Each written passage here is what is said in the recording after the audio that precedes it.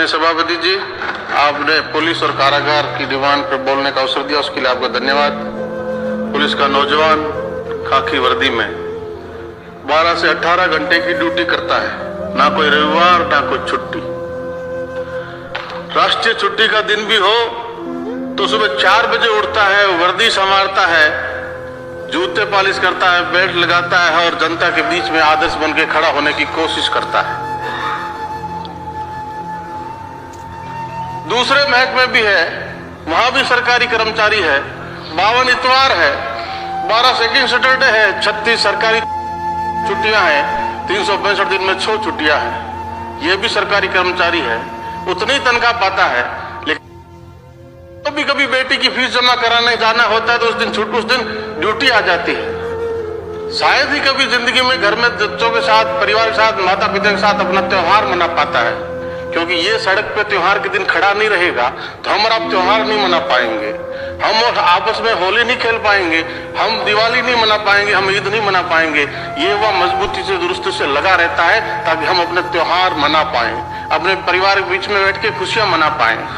ये कहीं दंगा फसाद हो जाए तो ड्यूटी कब खत्म होगी उसका भी कोई अता पता नहीं रहता। ये पुलिस लाइन का कर्मचारी पुलिस लाइन में रहता है, पुलिस लाइन में लाइन सब जुड़ गया तो वहां हर तरह की लाइन ही नहीं लगती है। सुबह 4 बजे उठता है तो शौचालय की लाइन में लगो, वहां से निवृत्त होता तो नहाने के लिए लाइन में लगो, वहां से फ्री हुआ तो भाग के मेस में खाने की लाइन में लगो, और 8 बजे ड्यूटी पॉइंट पर नहीं पहुंचो तो अधिकारी गैर हाजिरी डाल देता है, वहां उसकी सुनवाई नहीं होती। इन परिस्थितियों में, किन परिस्थितियों में हमारा पुलिस का नौजवान काम करता है और सरकारी आवास पाता है। पूरे देश भर का सर्वे, मुश्किल से 24% कांस्टेबल जो सरकारी आवास में रहते हैं उनकी भी स्थितियां बड़ी दयनीय है।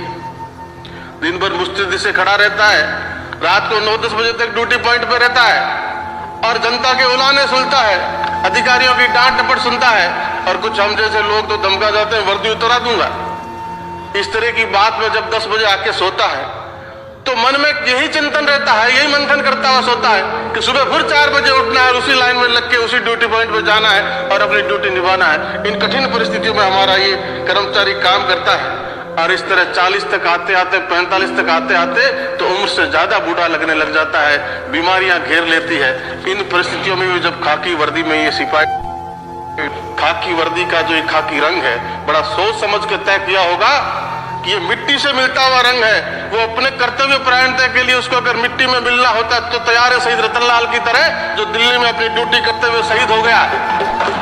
और अगर अपराधियों को भी मिट्टी में मिलाना होता उसके लिए भी मुस्तैदी से खड़ा रहता है। ये मेरे 86% कांस्टेबलों की जो पुलिस नौकरी का 86% हिस्सा है उसकी कहानी है सभापति महोदय। और उसके साथ में नकारात्मक पहलू की बात कर रहे हैं तो ये उनके साथ न्याय नहीं होगा, सकारात्मक पहलू का भी हमें जिक्र करना होगा। मेरे बीकानेर जिले में महिला थाने का अधिकारी मनोज माजरा एक सामाजिक सरोकार का काम करता है, अच्छा संदेश जाता है। वैसा ही काम जयपुर में करदनी थाना अधिकारी रामकिशन करता है, एक सामाजिक संदेश जाता है। तो सकारात्मक कामों की भी हमें तारीफ करनी होगी, पहचान करनी होगी। और इन 86% कांस्टेबल, उसके बाद में 13% की नौकरी जो ASI और CI, ये 99% होते हैं सभापति महोदय, और पीछे बचते हैं 1% लोग जो DYSP और DGP तक की पोस्ट के लोग हैं। इन लोगों को तो अपनी RPS एसोसिएशन में अपनी बात कहने का हक है, IPS एसोसिएशन में अपनी बात कहने का हक है, लेकिन उन 99% लोगों को कहीं बात कहने का अधिकार नहीं। सरकार से सीधा तारतम्य उसका किसी भी स्तर पर नहीं है। थानों की स्थितियां देखिए, किन मानसिक संताप में, तनाव में काम करता है। आपकी नौकरी 30 साल पहले की नौकरी से काम चला रहे हैं। 50% अनुसंधान अधिकारियों के पद पूरे प्रदेश के, जयपुर में खाली पड़े तो प्रदेश की स्थिति का आकलन कर सकते सभापति महोदय। वर्दी भत्ते की स्थिति देखिए, कांस्टेबल से CI तक 7,000 सालाना, 99% पुलिस और 1% पुलिस, IPS को 20,000 सालाना। ये स्थिति देखिए माननीय सभापति जी।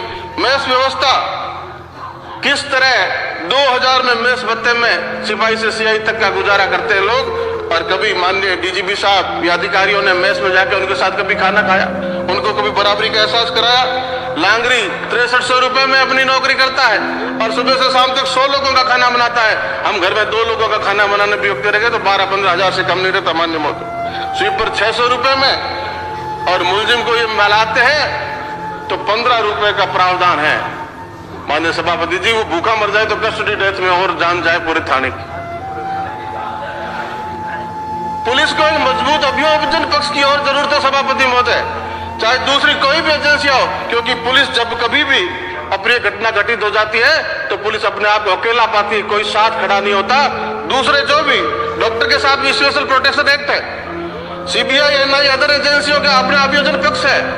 पुलिस का ऐसा तंत्र नितांत जरूरी है और एपीपी, एडीपी, एजीपी की व्यवस्था है, ये कहीं कहीं पुलिस के साथ खड़ी होती हुई नहीं नजर आती है, कहीं भी अधिकतर मामलों में कहीं खड़ी हुई नजर है। पुलिस अपने आप अकेला स्वयं का अभियोजन पक्ष पुलिस का होना चाहिए, ये पुलिस के अधिकारियों को, सरकार को चिंता करनी चाहिए। कस्टोडियल डेथ के लिए सदन ने चिंता की, बाड़मेर की आने वाले वरिष्ठ सदस्य ने जिसका जिक्र किया, पूरा सदन चिंतित हुआ, आसन से व्यवस्था हुई, सरकार इसमें वक्तव्य दे कि कस्टोडियल डेथ पे कुछ निर्णय होना चाहिए। निश्चित तौर पर अगर ह्यूमिलिएशन से और फिजिकल असॉल्ट से मौत होती है कस्टडी में तो होना चाहिए माननीय सभापति जी, लेकिन दूसरा पहलू भी हमें देखना होगा। 2017 का एक सर्वे देश भर का उठा के देखिए, 100 कस्टोडियल डेथ हुई, जिसमें से 95 कस्टोडियल डेथ दूसरे कारणों से, हार्ट अटैक से और दूसरे कारणों से हुई।